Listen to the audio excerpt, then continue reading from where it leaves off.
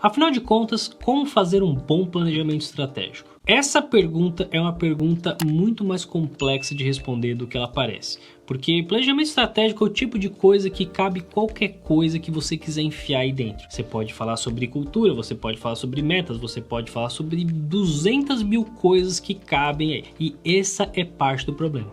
Você vai encontrar 357 tipos diferentes de abordagens e cada pessoa pode trazer alguma forma diferente de fazer esse negócio funcionar. Então acho que a primeira coisa que a gente tem que ter em mente é onde problemas costumam acontecer.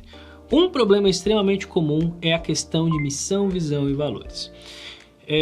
Muitos planejamentos estratégicos começam deste ponto. E eu não estou dizendo que este ponto não seja importante, mas eu acho que a questão é a seguinte: se você vai mexer nesse troço de missão, visão e valores, você precisa estar disposto a investir o tempo, os recursos e afins necessários. E a verdade é, a maior parte das pessoas e organizações não está afim. Eu estou para conhecer uma organização em que todo mundo consiga me dizer qual é a missão, visão e valores. A maior parte das pessoas nem consegue me dizer qual que é. Que dirá executar aquilo e cultivar ativamente ao longo do tempo.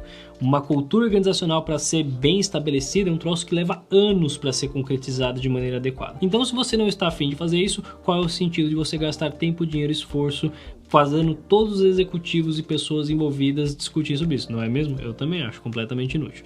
Então, assim, se você não vai fazer, deixa esse troço de fora. Um segundo ponto que entra aqui é a questão numérica. Em geral, negócios eles tendem a olhar para a dimensão quantitativa com muito carinho e muita preocupação. E a questão é, em geral, eu acho que essas coisas não costumam trazer insights estratégicos muito relevantes. A dimensão quantitativa ela pode ser útil na calibração de metas, especialmente no quão realista nós estamos sendo em relação a esse crescimento diante das taxas atuais de mercado. Pode ser, mas de uma perspectiva estratégica propriamente dita, o negócio não costuma ter grandes insights e grande valor. E, finalmente, planejamento estratégico tende a ser excessivamente focado em metas. E, uma vez mais, eu não estou dizendo que as metas não têm o seu valor, mas as metas, elas são meios. Você pode olhar para ela de uma forma um pouco contraintuitiva. Não, uma meta não é o meio é a estratégia que eu vou usar para chegar na meta. Só que o seu planejamento estratégico, ele idealmente é uma coisa que vai além da meta. A meta é um entregável pontual que vai ajudar você a manifestar o seu diferencial competitivo e a sua competitividade em geral dentro daquele segmento. Mas a meta não é o que vai te proporcionar isso exatamente. Ela é uma conquista, ela é um milestone, é um troço que você vai chegar ali e isso vai te levar à posição que você deseja, pelo menos metas bem estabelecidas. E em geral o que eu vejo existe uma preocupação excessiva em você estabelecer muito preciso e detalhadamente qual é a meta, sem necessariamente isso se traduzir em uma vantagem competitiva de mercado relevante. E isso é muito problemático, porque não adianta nada você chegar na sua meta se isso não vai te levar para onde você precisa, não é mesmo? Eu também acho. Então, se você quer ter um bom planejamento estratégico, tenha cuidado com esses pontos, porque eles podem atrapalhar os resultados que você está buscando. Uma vez que a gente leva tudo isso em conta, a gente precisa compreender que um planejamento estratégico ele tem uma dimensão não linear. Você não tem um passo a passo muito específico de como é que você vai fazer esse negócio aqui funcionar. Justamente porque a demanda organizacional ali dentro ela vai depender da especificidade daquela organização. Talvez você tenha uma organização que ela tem um problema de fluxo de caixa porque ela não foi bem gerenciada financeiramente.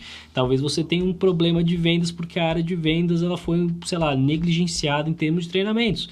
Talvez você tenha um baixo investimento na parte de marketing e isso fez com que a percepção de marca ou a quantidade de leads seja insuficiente para a empresa crescer. É difícil a gente dizer assim de antemão onde é que está e para onde a gente precisa caminhar. Depende muito de caso a caso e isso faz com que o caminho de um planejamento estratégico bem feito ele seja sistêmico, integrado e sem ter um passo a passo muito específico. O que eu acho que é uma coisa muito fundamental que em geral me parece ser muito negligenciada é o quão claro é o modelo de geração de valor que esta empresa tem frente ao resto do mercado. Em geral, você tem três tipos de modelos de geração de valor assim que são marcados nas organizações. Número 1, excelência operacional. Eu consigo fazer este troço melhor do que ninguém. Em geral, isso se traduz por produtos mais baratos. Exemplo, Amazon. Eles conseguem ter tanta excelência operacional e economia de custo que eles conseguem oferecer os produtos deles muito mais barato que o resto da galera. Número 2, você consegue através da diferenciação, especialmente personalização. Quanto mais você consegue trazer elementos específicos para o seu cliente, mais você tem um valor agregado. É a diferença de você comprar um terno de prateleira que, sei lá, tem em todo lugar e você fazer um terno sob medida. Um terno sob medida é muito mais caro, mas ele vai conseguir atender às nuances específicas do seu corpo de uma forma que um terno de prateleira não consegue. Essa é a ideia basicamente. E o terceiro é o modelo de marketplace. Então você, sei lá, tem uma ponta de um lado, outra ponta do outro. Quanto melhor você conseguir enxugar o custo de transação entre as partes, melhor. Então quanto mais você tiver clareza sobre onde que é o modelo de geração de valor que eu estou operando e como é que eu estou conseguindo me diferenciar da minha concorrência, mais capaz você vai ser de fazer isso. Porque você não consegue ao mesmo tempo ser o mais barato e o que vai conseguir entregar o mais alto valor de diferenciação. Não faz sentido você ter as duas coisas. Você não pode ser o mais barato e o mais caro ao mesmo tempo. Você tem que escolher uma estratégia que vai ser aderente ao seu segmento, ao seu produto e ao seu posicionamento. Então, eu acho que a primeira dica que eu tenho concreta de como é que eu consigo fazer um bom planejamento estratégico é: tenha clareza sobre onde você se diferencia dos seus outros concorrentes na sua entrega de valor a partir do modelo de geração de valor que você tem. A partir disso, a gente vai ter que fazer realmente uma análise específica entre onde nós estamos pecando, o que é que está acontecendo. E isso é particularmente bem feito se você olhar para as coisas de uma perspectiva sistêmica. Tem um livro maravilhoso chamado A Quinta Disciplina que entra muito mais em detalhes sobre como é que funciona o pensamento sistêmico. Que a gente tende a olhar para as coisas no mundo, não só no mundo corporativo, mas em outros também, como uma coisa de causalidade. A implica B e é assim que as coisas funcionam. Mas muitas vezes o que nós temos são ciclos rolando.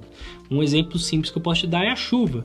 Você pode olhar para a chuva como uma relação causal linear, em que você tinha a água ali, a temperatura mudou, a água caiu, choveu. Mas quando você olha para a chuva a partir do ciclo da água, de como que essa água é absorvida, depois ela evapora, depois ela cai de novo, você tem uma visão muito mais completa e muito melhor para você entender como esse fenômeno funciona. No mundo corporativo, em geral, você vai ter muitos ciclos não observados. Se você tem, por exemplo, uma dependência excessiva de uma consultoria, o que isso vai traduzir? A sua equipe não tem a expertise necessária para resolver certo tipo de problema. Então, o que ela faz? Ela vai recorrer a uma consultoria.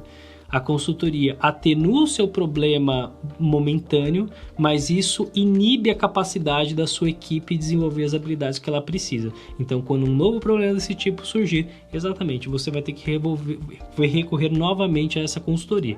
E você vai gerar um ciclo de dependência eterno em que você vai ter uma equipe que ela não consegue crescer no nível necessário para executar certos tipos de tarefas, certos tipos de desafios. Então, quando você olha para esse tipo de desafio de uma perspectiva organizacional, você começa a entender onde que estão as relações, especialmente entre as áreas, o que está afetando as coisas de uma forma menos causal do que esse cara não entregou o que ele deveria.